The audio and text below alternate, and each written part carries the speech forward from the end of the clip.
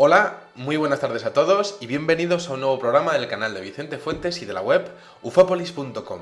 Las visiones del futuro siempre han fascinado a la humanidad desde el principio de los tiempos.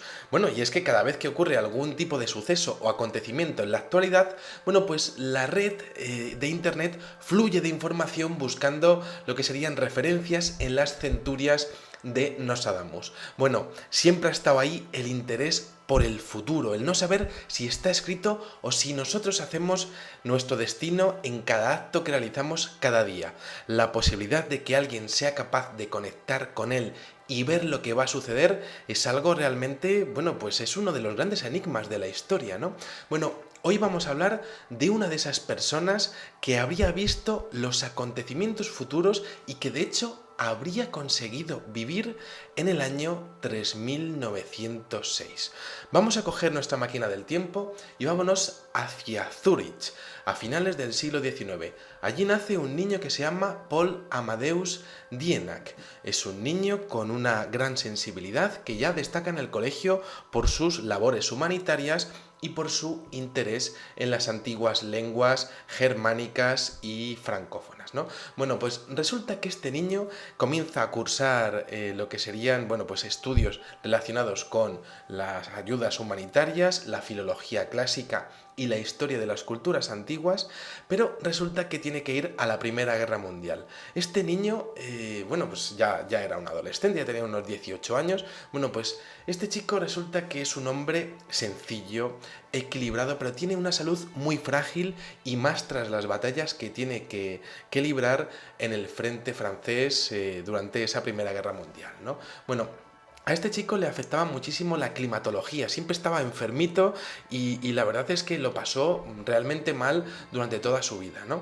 De hecho, llegaron a ingresarle muchas veces hasta que en lo que sería la segunda década de 1900, sobre el año 1920, le detectan una enfermedad que se llama encefalitis letárgica. Es una extraña enfermedad neurológica que desarrolla una respuesta del sistema inmunológico contra las neuronas sobrecargadas. Debido a ello, resulta que Paul Amadeus Dienach cae en coma en una situación que no es exactamente el coma, que es, sería un sueño letárgico durante 15 minutos. Esto le ocurre en 1922. A los pocos días, Paul Amadeus Dienach vuelve a tener uno de estos episodios de sueño letárgico y está en esa situación durante un año entero. De repente, el día 5 de agosto de 1923, Paul Amadeus Dienach se despierta y resulta que está muy impresionado ante lo que está viendo, ¿no? Y estamos en un hospital, lo que sería en Suiza, y realmente está muy impresionado por lo que está viendo, ¿no? Pero no le dice nada a nadie. Se pone a escribir en su diario lo que le ha pasado y no le dice a nadie ni mu. De hecho, contaban los doctores que no se llegaba a reconocer en el espejo.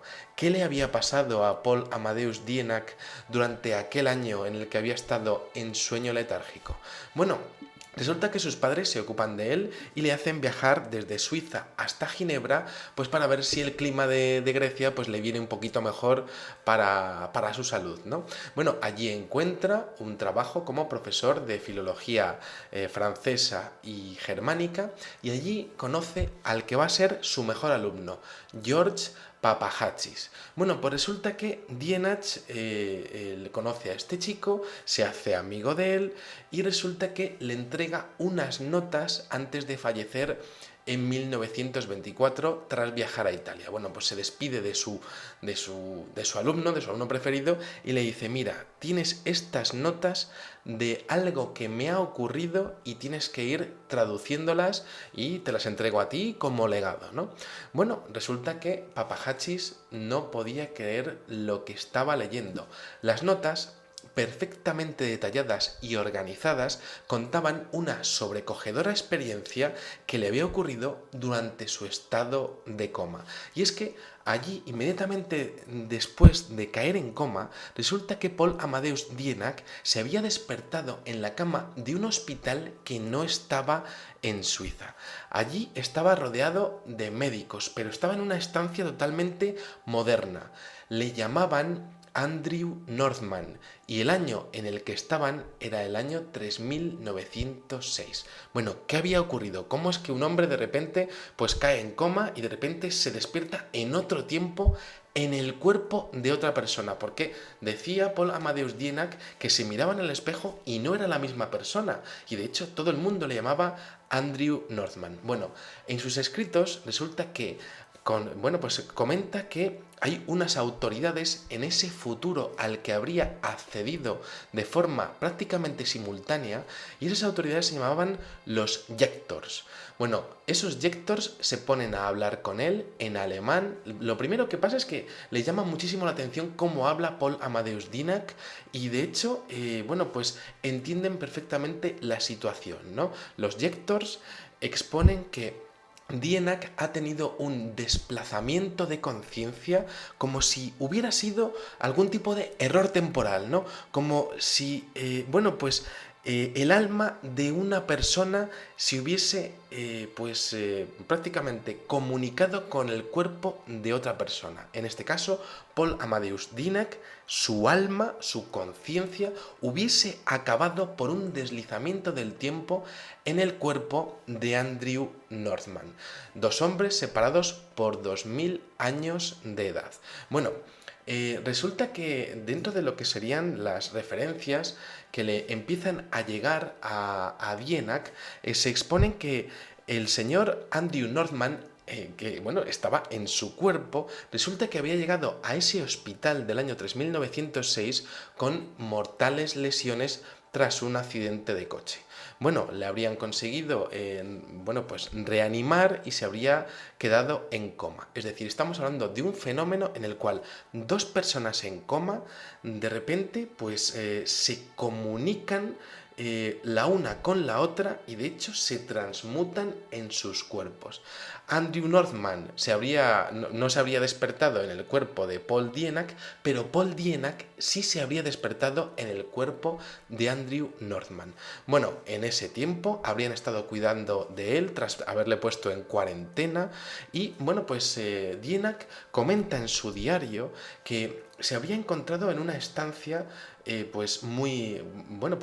carácter metálico, todo hecho como con acero, con unos grandes ventanales, y además decía que allí todo estaba hecho con una especie de cristales con diferentes combinaciones perfectas de colores pastel, cielo azul, verde, blanco, rojo. Decía que era todo muy agradable a la vista y que de hecho los metales reflejaban la luz del sol de una manera totalmente increíble, ¿no? Una tecnología que aquel hombre del siglo XX apenas podía describir con palabras. Bueno, los Yektors estaban muy pendientes de él, habían entendido perfectamente que lo que le había ocurrido era un deslizamiento del tiempo, y lo que más le fascinaba era los detalles, ¿no? La forma de hablar, y de hecho Paul Dienach decía que ellos hacían el esfuerzo de hablarle en alemán, pero que utilizaban palabras escandinavas, como si realmente pudiesen hacerlo, pero les costase hablar como hacía 2000 años, ¿no?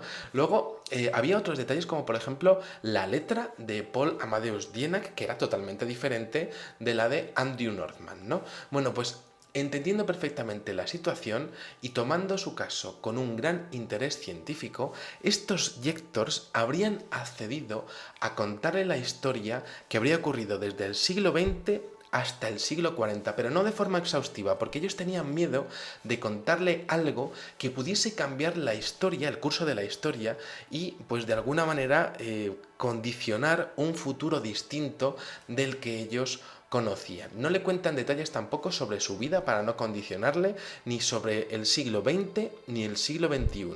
Bueno, a Dienach, un hombre claro y detallista, le costaba muchísimo describir todo ello, pero escuchó con atención lo que le estaban contando aquellos Yektors, aquellas autoridades que estaban ocupándose de su caso. Y entonces empieza a recibir información, ¿no? Allí está viviendo durante más o menos alrededor de unos 20 días en lo que sería toda la experiencia, y entonces la información es la siguiente. Le dicen los Yektors que desde el año 2000 hasta el año 2300 la humanidad pues habría tenido un gravísimo problema de superpoblación, de desastres económicos y financieros, también muchos problemas de ámbito ecológico y guerras de ámbito local, todas ellas derivadas por supuesto del sistema económico, que decían que era pues realmente el gran problema que había tenido la humanidad entre el siglo XXI y el siglo XXIV.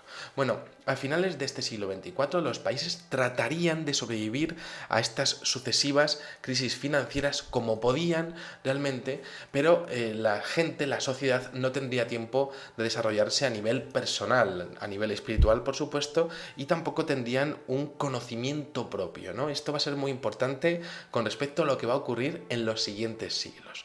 Bueno, hablan, por ejemplo, de que el año 2204 se completa una gran colonización del planeta Marte de unos 20 millones de personas, pero también exponen que en el año 2265 un gran desastre natural devasta todas las instalaciones que tiene la humanidad en Marte y entonces a partir de ese momento los humanos desisten de cualquier tipo de conquista del planeta rojo. También habla del año 2309 en donde comienza una gran guerra global en donde gran parte de la civilización tal y como la conocemos desaparece.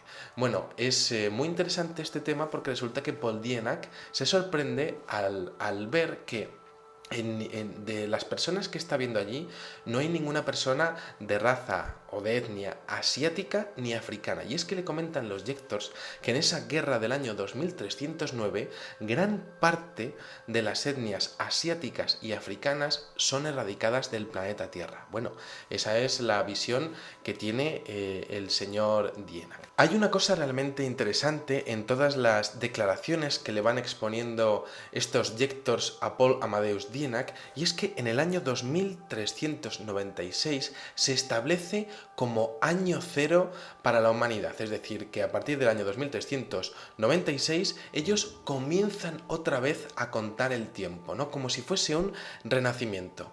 Tras 87 años de recuperación después de esa gran guerra, esa humanidad habría iniciado la creación de lo que ellos llamaron el Parlamento Global de Naciones y Estados de la Tierra. Ese parlamento no estaría compuesto por políticos y economistas como vemos a día de hoy, ¿no? Sino por científicos, tecnócratas y figuras humanitarias. Bueno, los recursos de la Tierra habrían sido en ese año ya redistribuidos y se habría conseguido controlar el problema de la superpoblación, el clima, los desastres ecológicos y por supuesto la malnutrición, que era algo que pues hasta finales del siglo XXIV, como vemos, pues no consigue erradicar la humanidad totalmente, ¿no? Bueno, los ciudadanos aún así siguen teniendo conciencia nacional, es decir, tienen un sentimiento de pertenencia a un país y esto no desaparece hasta el año 2800, es decir, hasta el siglo XXIX. También comentan que en ese año de renacimiento, en este 2396, no existen desigualdades en el nivel del acceso a los bienes básicos, pero pues resulta que sigue habiendo problemas a nivel de conciencia personal y por supuesto, de desarrollo espiritual, ¿no? Bueno, esto es así hasta el año 3400 y todo lo que sería desde ese año 2396 hasta el 3400, ellos lo llaman la Edad Oscura. Bueno, comentan, por ejemplo, que en el año 3382 ocurre algo en la humanidad que es totalmente increíble, ¿no? Y es que resulta que el cerebro humano sufre una mutación y de repente todas las personas del mundo, prácticamente al unísono, adquieren una habilidad mental totalmente desconocida que podría llamarse hipervisión o hiperintuición. Sería como un acceso directo a un conocimiento directo de la realidad, de una forma mucho más clara, mucho más rotunda y además desarrollando una poderosa creatividad, como si los seres humanos realmente hubiésemos despertado de nuestro letargo cognitivo y entendiésemos la realidad de una manera mucho más completa. Bueno, a partir de ese momento, de ese fenómeno tan notable de la hiperintuición, resulta que desde el año 3400 hasta el 4000, sobreviene lo que sería una nueva edad de oro tras estos 1000 años de edad oscura. Bueno, se comenta que para finales del siglo 40 en el gobierno mundial ya no hay científicos, ni tecnócratas, ni tampoco figuras humanitarias, sino que habría lo que ellos llamaban creadores universales, personalidades que combinarían simultáneamente las cualidades y habilidades de los filósofos, los artistas, los científicos y los expertos en cualquier tipo de ámbito, ¿no? En esa sociedad todo sería gratis, la ropa, la casa, la comida, el transporte, etc. Y no existiría la propiedad privada, pero la única cosa que se mantendría de lo que sería, pues a día de hoy, el siglo XXI, sería que sería muy importante el honor y la reputación de aquella humanidad, ¿no? Como que estarían muy pendientes de lo que sería pues su honor y lo que sería, bueno, pues el ser bien considerado al respecto de hacer tu labor en la sociedad. Las personas de ese futuro no entenderían, según le comentaron a Paul Amadeus Dienach, lo que sería el éxito de sus vidas en base a los bienes materiales, ¿no? Y de hecho solamente habría 3 leyes. La primera, que la gente solo trabajaría 2 años en toda su vida, entre lo que sería la edad de los 17 años y los 19 años. Otra de las leyes sería un auténtico control de la población. No podría superar jamás los 1000 millones de personas para que ellos pudiesen vivir todos perfectamente. Por tanto, tendrían un auténtico control de lo que sería la natalidad. Los índices de criminalidad prácticamente se habrían reducido a 0, pero habría unas leyes muy concisas al respecto de lo que sería el tráfico de vehículos. Eso es lo que prácticamente pues, se comenta de ese año, de ese finales del siglo 40, ¿no? De ese año 3906, ¿no? Bueno, todo esto es muy interesante porque Paul Amadeus Dienach vive alrededor de unos 20 días toda esa experiencia y entonces se despierta ese mes de agosto del año 1923, pues con todos los recuerdos, con todo lo que acababa de vivir, es que le había pasado a él, ¿no? Había tenido una transmutación de conciencia con un hombre del futuro, ¿no? Y bueno, claro, lo interesante es que él comenzó a comparar lo que sería, lo que sería la era de la constelación de Acuario, la era astronómica de Acuario, es decir, desde el año 0 hasta el año 2000 de nuestra era y desde el año 2000 hasta el año 4000 en donde él habría vivido, ¿no? Y entonces empezó a ver que, por ejemplo, en el año 400, prácticamente siglo IV, se establece la religión católica como la oficial para todos los reinos conocidos del Imperio Romano, ¿no? Pero claro, esto es muy interesante porque en el año 2400 se establece el Parlamento Mundial de todas las naciones y estados de la Tierra. Por otra parte, también lo que sería la creación de las nuevas ciencias gracias a personas como Isaac Newton, ¿no? y Albert Einstein, eso tendría su correspondencia en ese futuro con la aparición de la hiperintuición. Bueno, ¿cómo termina esta historia? Resulta que Paul Amadeus Dienach acaba falleciendo en 1924 en Italia, pero George Papahatsis consigue realizar la traducción desde el alemán hasta el griego desde el año 1926 hasta 1940, en sus ratos libres, en el verano y cuando tenía un poquillo de tiempo el hombre, ¿no? Bueno, resulta que en el año 1944 las tropas nazis en plena invasión de Grecia, resulta que entran en su casa y le piden los papeles de Paul Amadeus Dienach, como si supieran exactamente qué es lo que estaban buscando. Pero Papahatsis era muy listo y entonces les entrega parte del material poniendo a buen recaudo otra parte del mismo y sobre todo la transcripción y la traducción completa. Bueno, resulta que George Papahatchis consigue, bueno, pues desarrollar una amplia carrera como filósofo y como miembro de lo que sería, pues las sociedades universitarias de Atenas, y de hecho empieza a rodearse de destacados miembros de la masonería, teosofistas, profesores de teología, que se interesan profundamente por los escritos de Paul Amadeus Dienach y que de hecho consideran que tiene y que tendrá una importancia vital para entender lo que será el devenir de la humanidad en los futuros siglos, ¿no? Bueno, finalmente, en la década de los 70, Papahatchis consigue editar un libro que se llama El Valle de las Rosas, con toda la información de las traducciones de Paul Amadeus Dienach, pero se ve que el gobierno heleno, el gobierno de Grecia, no está muy por la labor de que esto salga a la luz, y ni siquiera dentro de la propia masonería hay personas que están dispuestas a que esto, bueno, pues se haga público, ¿no?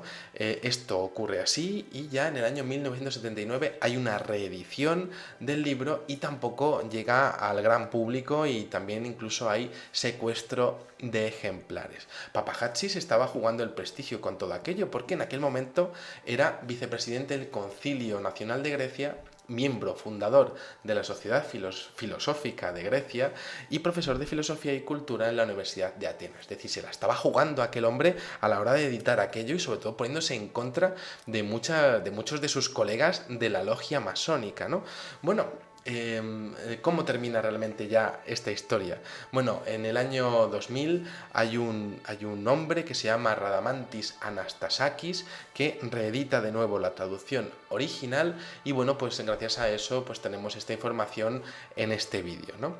Bueno, yo me quedo con varias cosas, ¿no? Los nazis estaban buscando aquello, pero ¿cómo se habían enterado de que Papahatchis tenía aquella información? Luego, número 2, las declaraciones de los lectors, ¿no? Sobre esa humanidad y sobre todo de esa hipervisión tras la gran guerra que habría habido, ¿no? Me parece interesantísimo, ¿no? Porque enlaza mucho con lo que hemos estudiado muchas veces, de que no entendemos lo que es la realidad que nos rodea, ¿no? Y que gracias quizá a una mutación cerebral somos capaces de desarrollar la creatividad suficiente y la percepción suficiente como para saber qué es exactamente lo que entendemos como espacio y como tiempo, ¿no? De hecho, los lectors estaban fascinados por la relatividad del tiempo y la posible existencia de intervalos de tiempo simultáneos, así es como lo llamaban ellos, ¿no? A ese fenómeno de transmutación de conciencias que habrían afectado a ese hombre del futuro y al señor Dienach, ¿no? Bueno, también destacable el grande y poderoso concepto que tendrían esos lectors de realidad, que estaría muy por encima de lo que entiende la percepción humana del siglo XXI al respecto de lo que es el pasado, el presente y el futuro. Bueno, pues aquí dejamos este espectacular relato de una experiencia paranormal, podríamos decir, que le ocurre a este señor, ¿no? Y que, bueno, pues es única en toda la historia, es una visión profética, podemos decir, y que, bueno, pues realmente tiene visos de ser bastante realista al respecto, al menos de lo que serían las condiciones socioeconómicas de los próximos siglos en base a un sistema económico totalmente de locos en el que vivimos a día de hoy, ¿no? Bueno, pues nada más, espero que os haya gustado muchísimo este videoprograma y os espero en el siguiente. Muchísimas gracias y, como digo siempre, salud y suerte. Adiós.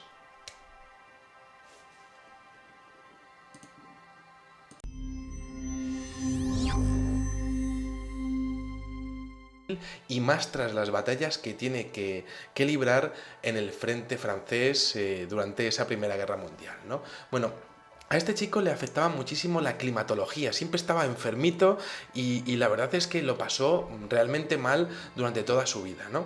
De hecho, llegaron a ingresarle muchas veces hasta que en lo que sería la segunda década de 1900, sobre el año 1920, le detectan una enfermedad y que de hecho habría conseguido vivir en el año 3906.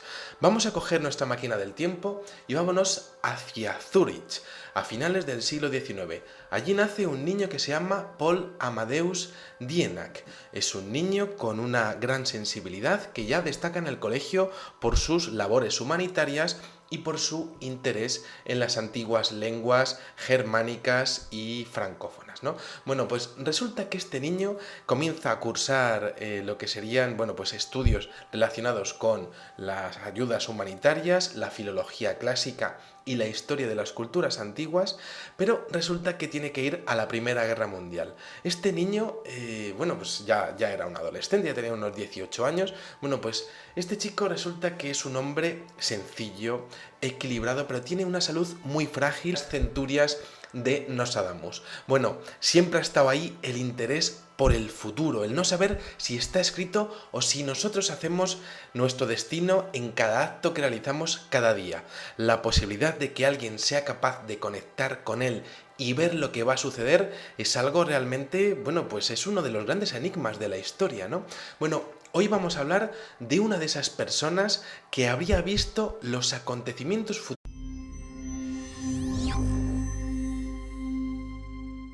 Hola, muy buenas tardes a todos y bienvenidos a un nuevo programa del canal de Vicente Fuentes y de la web ufopolis.com. Las visiones del futuro siempre han fascinado a la humanidad desde el principio de los tiempos. Bueno, y es que cada vez que ocurre algún tipo de suceso o acontecimiento en la actualidad, bueno, pues la red de internet fluye de información buscando lo que serían referencias en la